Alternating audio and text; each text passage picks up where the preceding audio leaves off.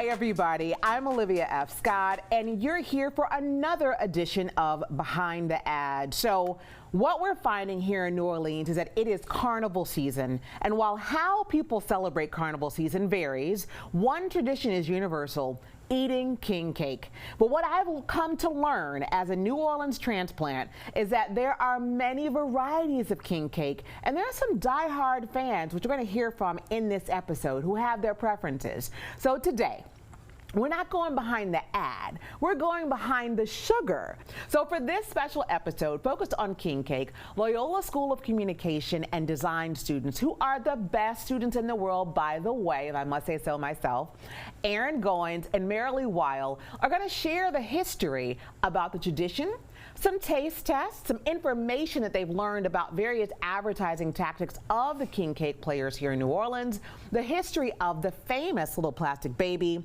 and you're in for a treat, because you're also going to hear from two real live queens of king cake. Phuong's Linh Garza and Nolita's chef Martha Gilreath.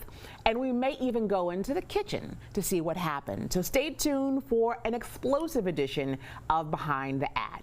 So for those uninitiated with king cake is a seasonal cake featuring an expansive number of flavors, baked in many different ways. King cake originated in ancient Rome and has survived over 4 centuries to be a lasting tradition today. Before our students share what they've learned about the bakeries, we have some exclusive content from writer, author, and king cake historian Matt Haines, who I happened to bump into in the parking lot of Phuong, who will share the history of king cake and a little bit from his book. Matt Haines, can you tell us more about king cake? We see that you're here today, yes, with a wonderful set of books about king much. cake. So tell us more about king cake and tell us more about what you're doing today. Yeah, so I wrote these 2 king cake books. The Big Book of King Cake features 75 local bakeries and the stories behind their king cakes, Phuong included. And the children's book's meant to teach kids what makes king cake special. And so as I was creating both books, I learned a lot about king cake history that I think a lot of people even from here don't realize. It's a history that predates Christianity, goes all the way back to ancient Rome, thousands of years ago, and they were celebrating the Saturnalia, and they had a Saturnalia cake, golden and circular like the sun, and there was a little fava bean hidden inside, and this is thousands of years ago, and whoever got the slice of Saturnalia cake with the fava bean inside was crowned king or queen of the Saturnalia, just like if a little kid in a school here in New Orleans gets the baby inside the cake, they're crowned king or queen of their classroom. But here in Louisiana, we have to buy the next king cake. There in Rome, they were sacrificed to the gods, so it's a much more high stakes endeavor. So how did it get here, though? Yeah, so Rome went from being the city of Rome to the Roman Empire all across Europe, and they brought their traditions with them. And so there are king cakes still to this day in Germany, in Bulgaria, in the British Isles. There's the tradition in a slightly different way. The French have it, the Portuguese have it. And so the southern French people, as they were making their way to New Orleans in the late 1600s, early 1700s, they brought their traditions with them. And that included, by then, what was just called the 3 Kings cake. It was eaten on the 12th night of Christmas, meant to celebrate the 3 kings who brought their gifts to the baby Jesus on January 6th. That's what Christians believe. And so when the French got here, they brought their tradition with them. And back in the 1700s, Creole New Orleanians would have, it was not the big affair that we know it as today that lasts many weeks. It was just a Christmas time treat. And on the 12th night of Christmas, there would be a circular cake with candied fruit on top. And whoever got the little pecan inside the cake was crowned king or queen. And then the next January 6th, so 1 year later, they would do the exact same tradition. And then in the 1800s, it kind of started to get associated with Carnival Cruise and Mardi Gras. And so slowly but surely, it went from being something that was only on January 6th to throughout the entire season. All right, so lastly, tell us about your books. Okay, so the Big Book of King Cake features 75 different bakeries and the stories behind their king cakes. It also has a lot of king cake history and a lot of photos. And it's a little rainy, so I don't keep them open right now, but you can see there are many many king cake photos here. Slower, a little slower. Sure. We saw the Laurel Street, Yep, Haydel, Gambino's. Yep. We got Nona's. Randazzo's. I've got a little Randazzo's king cake family tree because there's so see. many different Randazzo's. By the end of the book, it starts to get a little more wild. There's a sushi king cake. Oh, There's wow. a pretzel king cake by a German gentleman who owns a place called Bratschall. There's a dog treat king cake, all sorts of varieties. And I think the really fun thing about king cake to me in New Orleans is that every single baker gets to put their own little twist and stamp on this thousands-year-old tradition. And so you get one baker told me that carnival season for bakers is like this beautiful art walk, but with king cakes instead of paintings. And there's all these different varieties, and we get to try them all. Thank you so much, Matt. It was really wonderful meeting you, and so glad you were able to share so much with us today. So today, I am thrilled to be joined by two of our finest students at the School of Communication Design, Eryn Goines and Merilee Weil. Ladies, thank you so much for joining us today. Thank you for having us, Olivia. Of course. I mean, Mardi Gras edition, we have to do it up a little bit differently, right? I'm learning that. So I'm a transplant. I know that Miss Eryn, you are a native New Orleanian. Yes, I am. Can you share with us some real insights about king cake that you know from being a native New Orleanian? Yes. So as a New Orleans native, king cake has really been a part of my life. And every other kid really counts down the days until Christmas, then they wait for summer. But if you're a New Orleans kid, you count down the days until carnival season, which means king cake. And it's a great Mardi Gras tradition, and that it's been a fan favorite. And it also is a routine in Louisiana. But all king cakes do not taste the same. They do share the same colors though. Purple, green, and gold, the infamous Mardi Gras colors. Purple means justice, green means faith, and gold means power. So they all have the baby, right? Yes, they all have the little baby inside, and that's what really keeps the tradition going, and that's the marketing tactic really behind it all. Never seen anything like it before in my life. Really amazing. Yes. Thank you so much, Eryn, for sharing your local perspective, right? It's really important to hear like what it's really all about from a local's perspective. So thank you so very much. Let's hear what some other people have to say about king cake. I love Randazzo king cake. Got a lot of cinnamon in it. So which is your favorite and why? I like Noga's Satsuma. Which? Noga Okay. Satsuma. Satsuma. Why is that your favorite? Yeah, I love the fruit in it, and they just have such a good cake. It's really Rouse's, and it's the Bavarian cream Why? because it's delicious. It's really good. Which one are you buying today? Claudius, strawberry cream cheese. So my favorite king cake comes from a place called Dragonfly. Dragonfly is a place for special needs adults. They do baking and they do it well. And it's on Jackson Avenue, and we buy it, and they're most appreciative, and you're contributing to the school, which is terrific, and to the whole facility, which is very important. And what do you like about the cake? It's unique, it's different. I like the taste of it. It's sweet, but it's not wacky, and I just like the whole idea of it, frankly. What's your favorite king cake, Lisa Collins? That is a very loaded question, Olivia Scott. People have favorites. When I was a child growing up, the standard was Mackenzie's, which they don't make anymore, which frankly was pretty dry. I love a Dong Phuong king cake. They're hard to get. My husband has a secret spot, so he'll bring some home sometimes. I like Haydel's. I like a traditional king cake, but I like a cream cheese filling. Can you tell us why you like Dong Phuong so much? I love Dong Phuong because the dough is flaky, the icing is very creamy but not super heavy. I love the traditional or the cream cheese flavor. So the cream cheese is just like an extra little, it's like icing on top of the cake. It just elevates the king cake, but it's not overly full of cinnamon. It just has the right touches of all the flavors of what you would expect in a king cake. Okay. Personally, I don't like like the kind of lemony extract that some of the more other popular king cakes have in other parts of the city. Other parts, okay. Yeah, I don't want to name the bakery because we're talking about Dong Phuong, but yeah, it just has all the right ingredients for me and my personal taste. Dong Phuong because it is heavenly. It's the best king cake I've ever had. Yep. In life? In life, ever. How long, what do you like about it so much? The dough is what makes it, I think, and it's not too sweet, like it's just the right amount. And how long would you wait in line for it? I think it's been about an hour so far. And you'd wait longer? You'd wait longer? Would you wait longer? Oh yeah.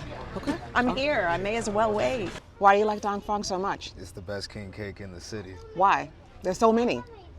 But nobody is doing it like Dong Phuong in the East. If it's not Dong Phuong coming out of New Orleans East, you can send it back. I don't want it. I don't want the Randazzos. I don't want the Haydels. Nothing. Nothing else. Perfect. And how long would you wait in line? I didn't wait in line like 2 hours before. Speaking of Dong Phuong, we were lucky enough to score time with Linh Garza of New Orleans' premier James Beard Award-winning Vietnamese bakery founded in 1982. Let's listen in to what she shares about marketing and how her brand has become so famous for king cake. Your king cake is known for its brioche-like dough and signature frosting, which I had the privilege of experiencing thanks to Miss Mimi. And it's quite different from the traditional cinnamon roll style.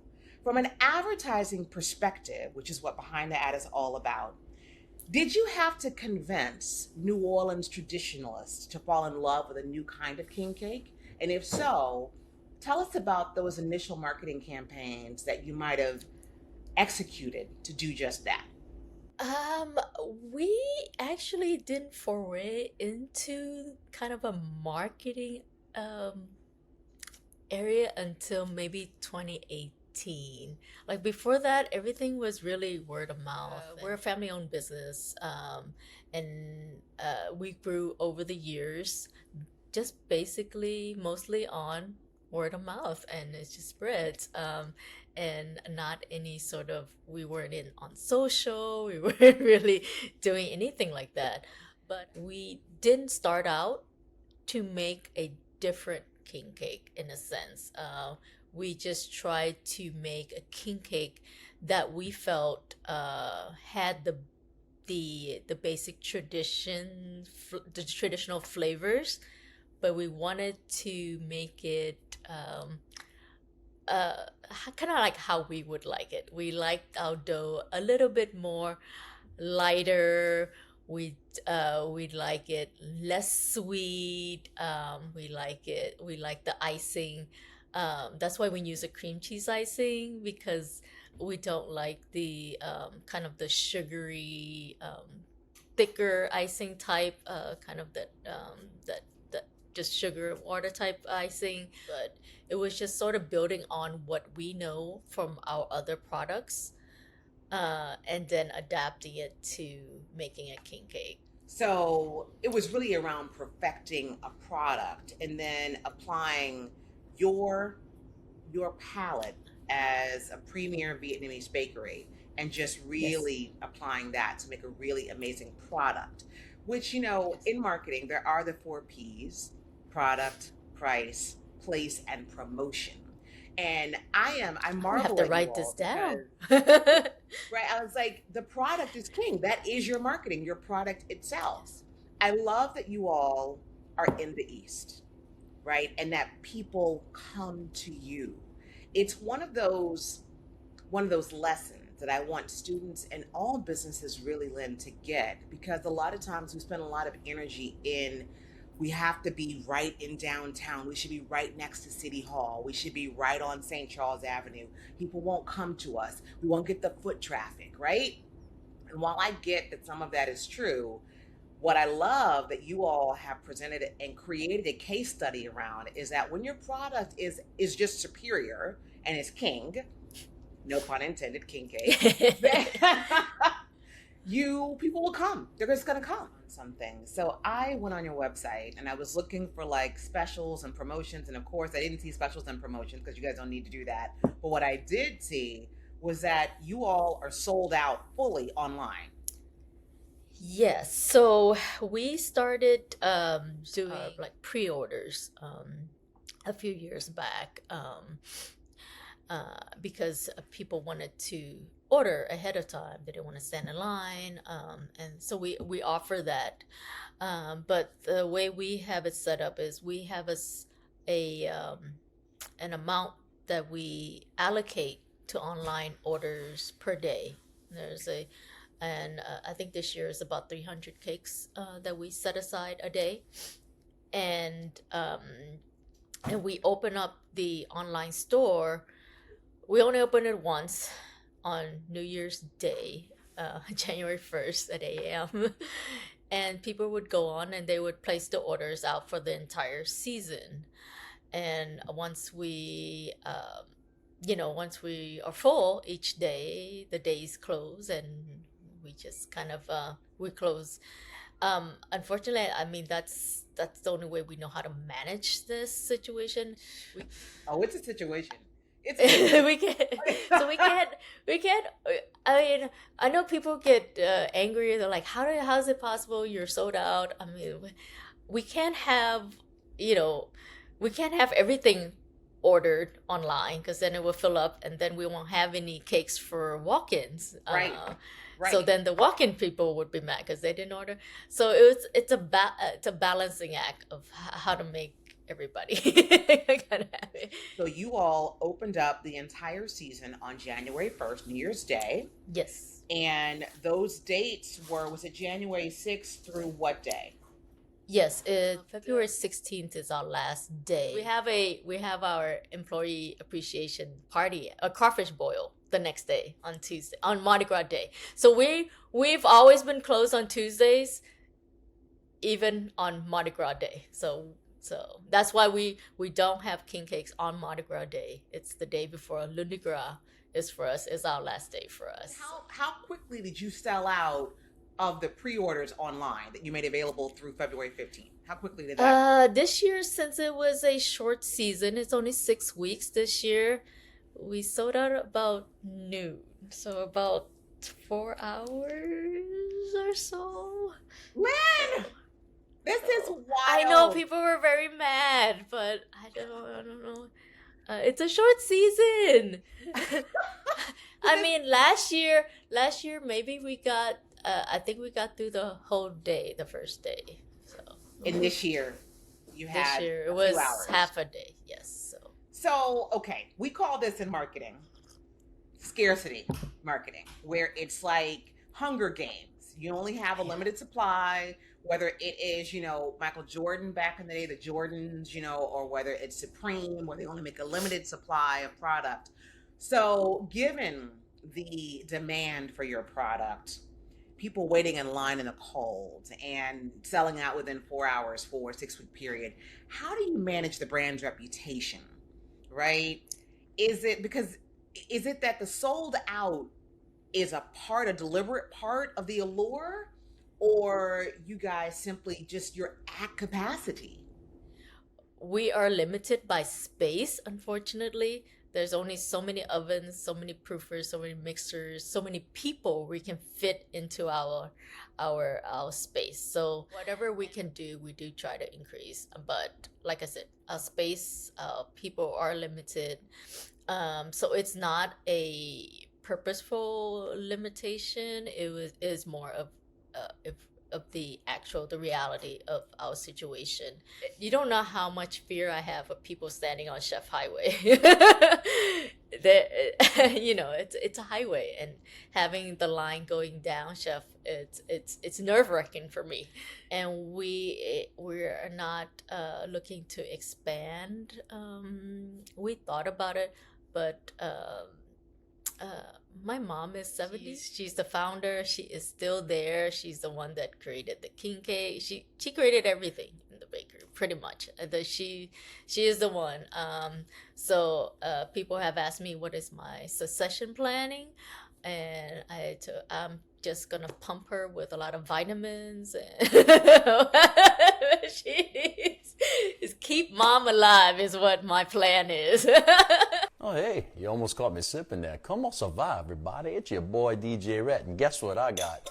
I got some king cake today. And look, just want to let you know, what's better than a Dong Phuong king cake? I don't care what anybody says. This is the best king cake. I'm just telling y'all. That dong, da dong, dong, dong. I like it when the beat go. Baby, make it booty go. That phone, da dong, dong, dong. We know. It stays in the box. It's all good. Everybody Phuong dong tonight. Everybody dong Phuong tonight. If eating dong Phuong is wrong, I don't want to be right. That's the only king cake review I'm going to do this year, because that's the only one I'm going to eat. How much of that community-led and user-generated content does Dong Phuong actually encourage? Do you have a social media team or a marketing director that actually encourages that? No, we have never encouraged that or partner with them on any of this. We did start this year. I did contract with a marketing company the last few months, and so they have been posting a lot more just our products, but we don't. It's not paid. Before that, I was the social media, and I do like maybe 5 a year. So now they do. I went through your feed. I didn't see like a lot of 50% off or buy one get one free or featuring an influencer. You have no paid influencer campaigns. I'm presuming none of these are paid influencers. No, we have not. And have you ever in your history done billboards, television ads, radio ads, any of that? You know, my dad did back in 30 years ago. He did a radio ad, I think, for our French bread. Okay, for the bakery, but not for the king cake. No, the king cakes. No, we have not. Ever since we started the king cakes, no, I don't think we ever did any paid marketing campaign. You guys are just a dream. I mean, I can imagine Apple could even learn a thing or two from you, right? Like you guys, your product is cool. You don't have to spend any money. I mean, this is what every person who has a brand, who has a product or service, they are trying to figure out how to reach their customer and how to attract a target audience to come to them to buy. I am so appreciative to Lynn and the entire Dong Phuong family for their time today. I cannot believe that their bakery is owned by a woman. I should have known it though, right? I should have known it. A woman, 1982, a Vietnamese immigrant, and her daughter hailing as the president today.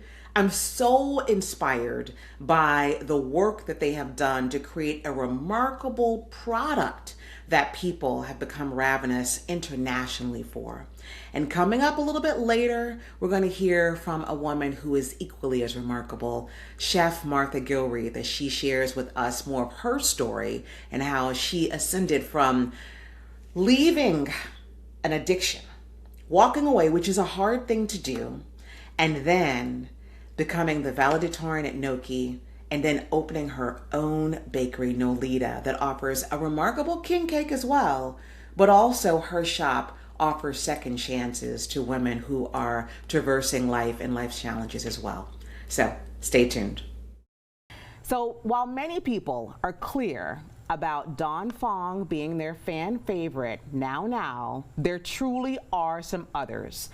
Let's bring in the ladies, Merilee and Eryn, to share more about the bakeries that they learned about. Merilee, what'd you find out? Yes, thank you again for having us, Olivia. We've researched some iconic New Orleans bakeries here, so let's get into it. Haydel's Bakery has been a beloved staple since 1959, serving up classic birthday cakes and beautiful wedding cakes. But their most popular baked good by far is their king cake. Another king cake taste test, and this one is from Haydel's Bakery. And there's one thing I'd like to note. Note. That's what that says. Plastic baby in cake. Be careful, don't break your tooth, and don't swallow the baby. It's so good that Haydel's hardly does any paid advertisements. but their social media presence is strong, as well as their user-generated content. They are reposting tagged content on their story daily, and this season, they've been asking followers to tag them in posts, and they have been including them in a very wholesome carousel. Moving on to a true family dynasty, Manny Randazzo's King Cakes and Nona Randazzo's Bakery have a much less hands-on approach to their marketing tactics, relying mostly on word of mouth, but they are no less popular. Manny Randazzo's King Cakes, located in Merilee, get their product out across the city by partnering with many local businesses in New Orleans to act as resellers, such as the sparkly and fun retail store Flirty Girl.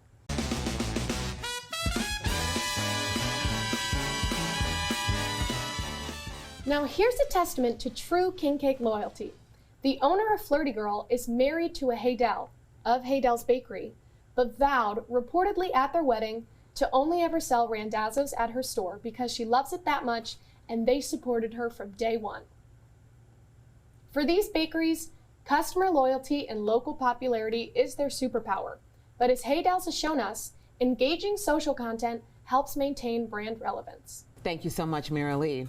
That's some insight. I always hear about Haydel's and Randazzos, so thank you so much for giving us the insights. Of course. All right, so what did you find out, Eryn? Yes, I found insight on Antoine's Bakery, which has had their doors open for the last 30 years and has become one of the most infamous bakeries in the metro area that is known for their king cakes. They started on the West Bank, but their business became so well known that they opened a second location in Merilee. Antoine's has 4 different king cake options: a king cake, which is the traditional cinnamon one, a queen cake, which is filled with different toppings, a kringle cake, which is topped with pecans, and even you can customize your own king cake. They tend to draw in their customers from their great social media presence, using hashtags, trending audios, and even questions in the captions like, "Which king cake will you come by today?" Also, Haydel Bakery shares a really fun marketing approach for the community.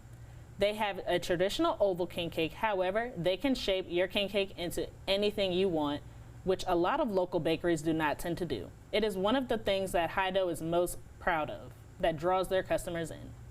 Joe Gambino's Bakery, located in Merilee, has a great tactic that is probably a great way to gain more customers over time. They are now serving king cakes year-round. Usually bakeries just serve for carnival season, but Gambino's is really drawing people in with the year-round solution. They also give the opportunity to order king cakes online so that you can just grab and go at the counter. So, up next, we have another queen of king cake, Chef Martha Gilreath. So, we've talked a lot today about many bakeries that have been around for a really long time, that are steeped in history for decades here in the New Orleans area. Martha Gilreath is new to the scene with her bakery, Nolita.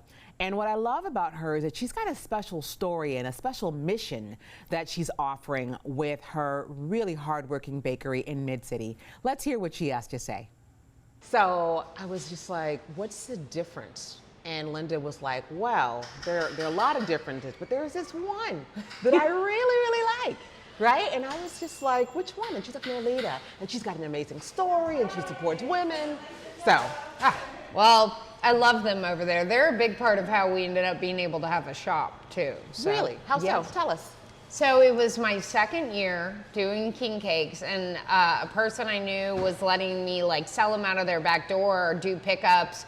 And this sweet lady came by and picked one up, and I got an email that night. It was Jennifer, who owns the King Cake Hub, and she said, I have to have it. So every year she asks me, are you coming back? I said, I will never not be there, you know, because she gave me such a boost.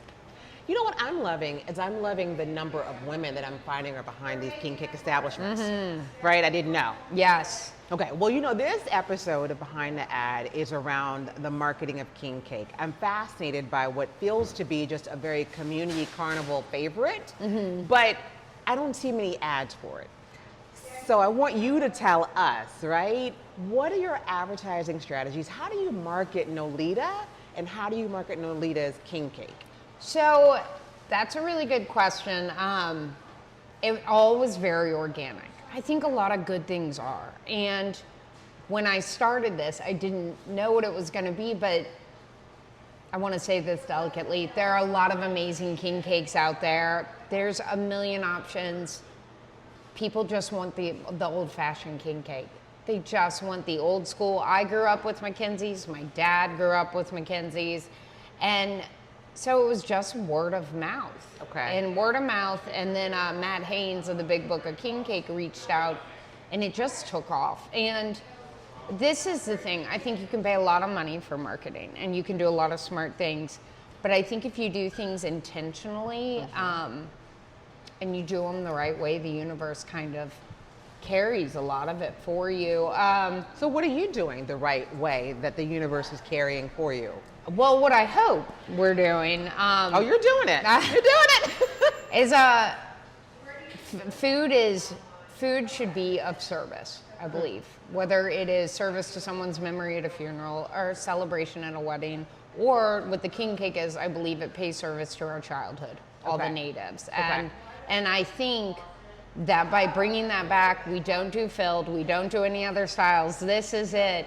And no filled. No filled. We do one kind of king cake. And I think that is doing it. And one thing we will do is people post so many nice things about us. I'll repost anything. If you post something about us, I'll reshare it, I'll repost it if you tag us.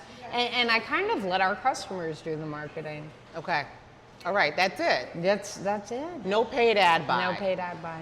All right, that's what I'm wanting to know. I'm sorry, you got to direct me because this is the ad part is new to me. So. Well, this is what I found. It's like I have a theory on king cake, and I'm proving it. I have a theory that nobody's doing advertising for king cake.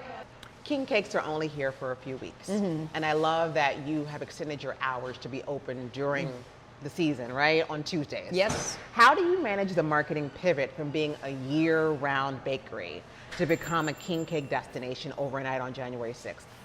A lot of prayer and meditation. I'm with that.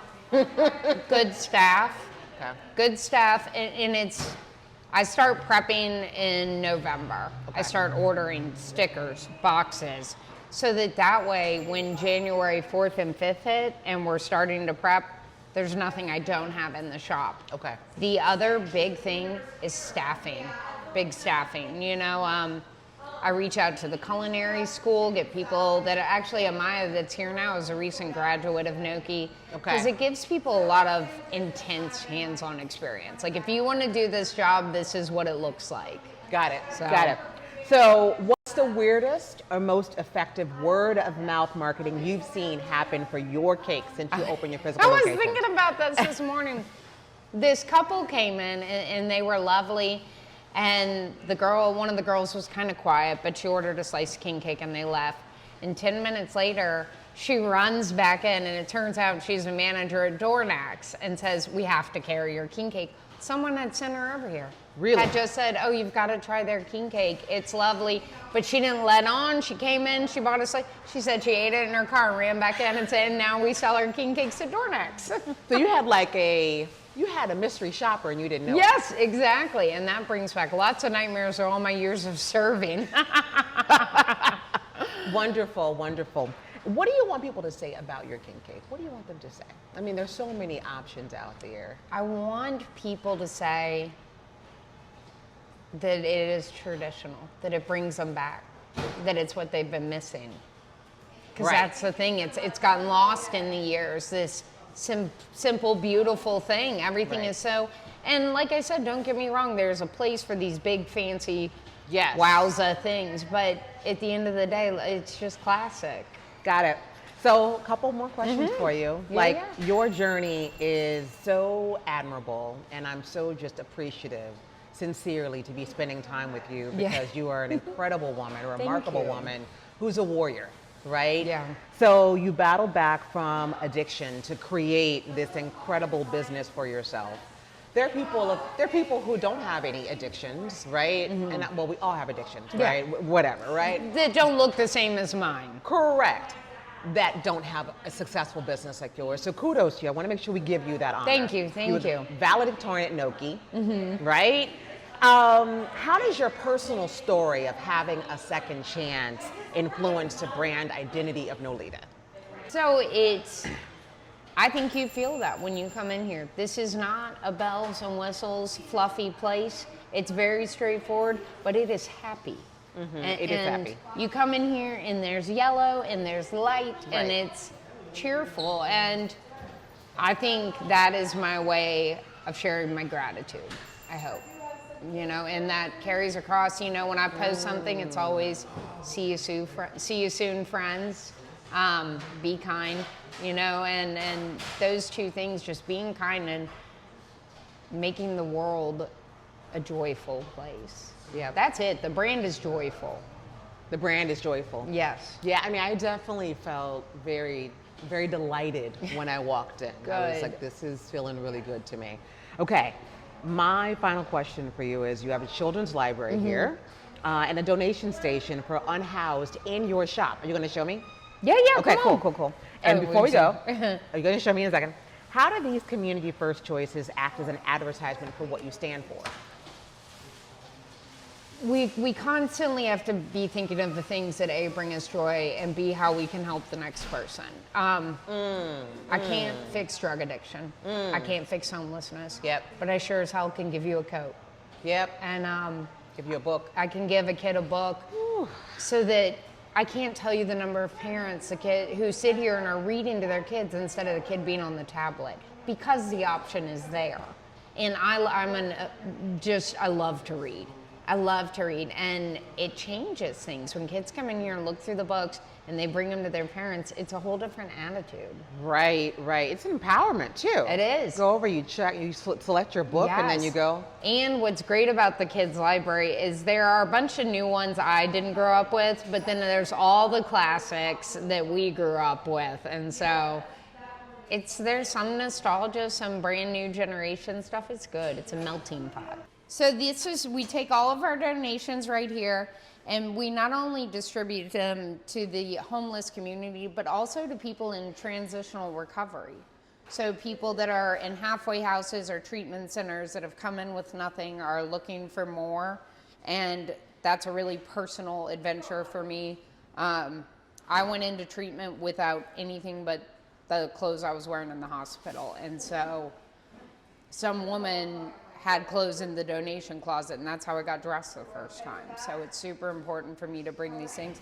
And then it's a little messy right now because kids have obviously been rooting around, but this is our kids' library. We have everything from Dr. Seuss to, do you remember the little gold books?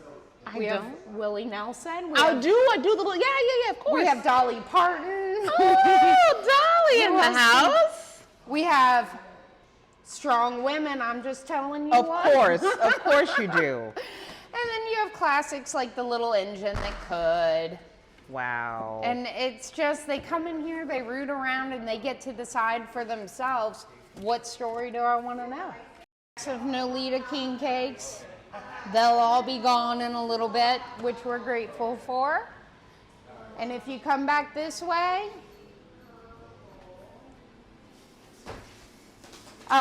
this is my boyfriend's mother, Pam, and she's the most wonderful Pam. woman in the world. Hi, thank you. This is Amaya. Hi, Amaya.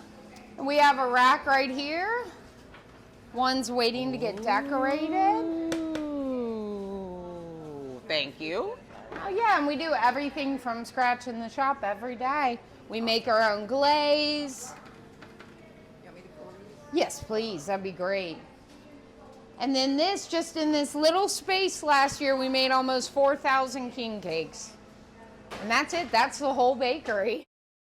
Sometimes it is about the product, and Nolita has a fine king cake.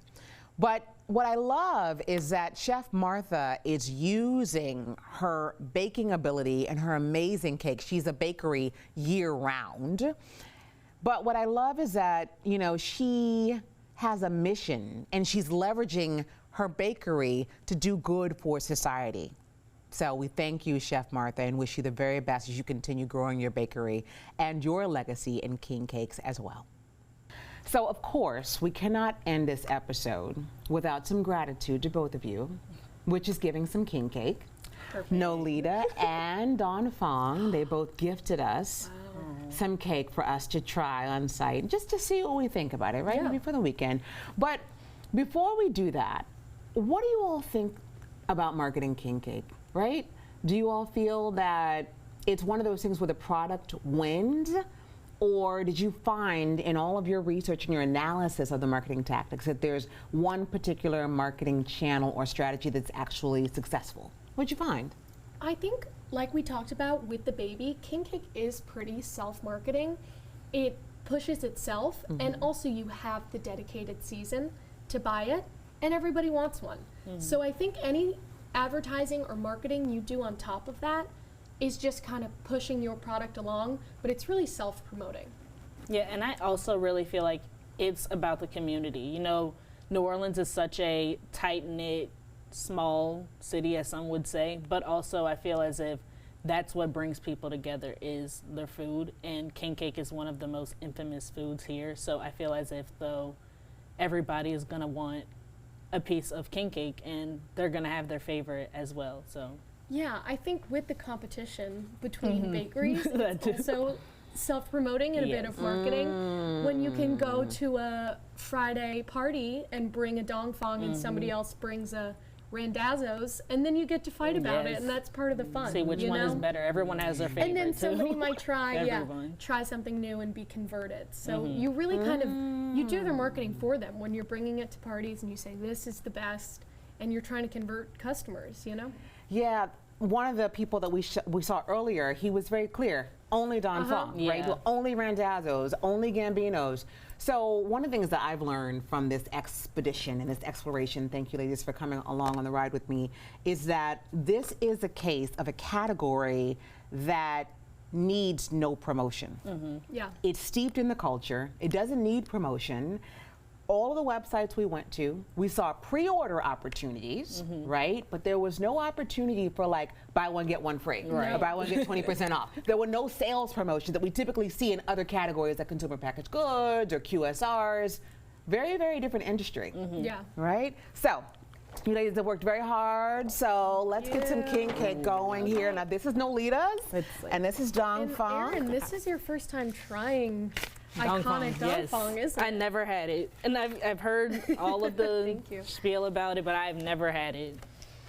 So, I have no clue why, but when we talked with Martha, what she was sharing about her cake is that it's really, truly a more traditional one. Right. That people go wild about various king cakes, but that for her, it's all about the tradition, right? So that's that one, and then there's a little baby on top over here. Oh, baby. All right. They really are so different just in look.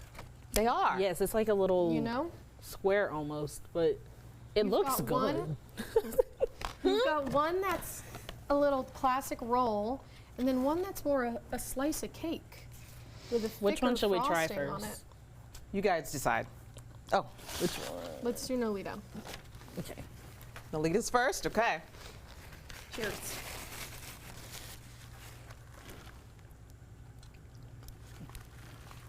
And they're fresh this morning. This is good. Delicious. Oh, I got in my hair. Yummy. Wait, these are both good. Are we mixing? We're gonna go to Don Fong? Okay. They're so different. They are. They're so different, but equally delightful. I wonder which one. That is really good. Right? I wonder which one has more calories.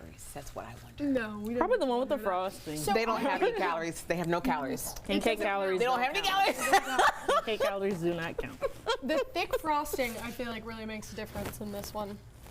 Yeah. More like you're biting into a real slice of cake. Right. Or like a bread. I don't even know. It's delicious.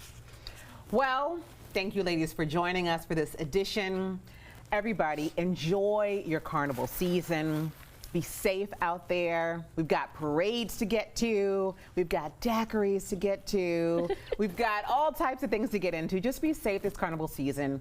And let the king cake industry be a motivation for all brands out there.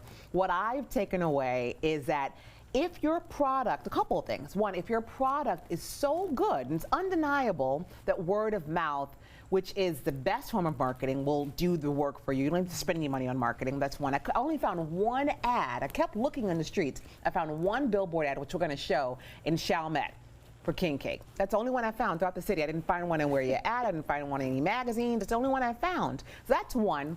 And the other one is, a lot of times we're afraid of competition, right? We're like, oh, well, you know, Eryn already has the market on that particular product. I won't enter the industry. And what I always say to people when they say, I say, okay, well, who's your competition? They say, no one. I'm going to be the first.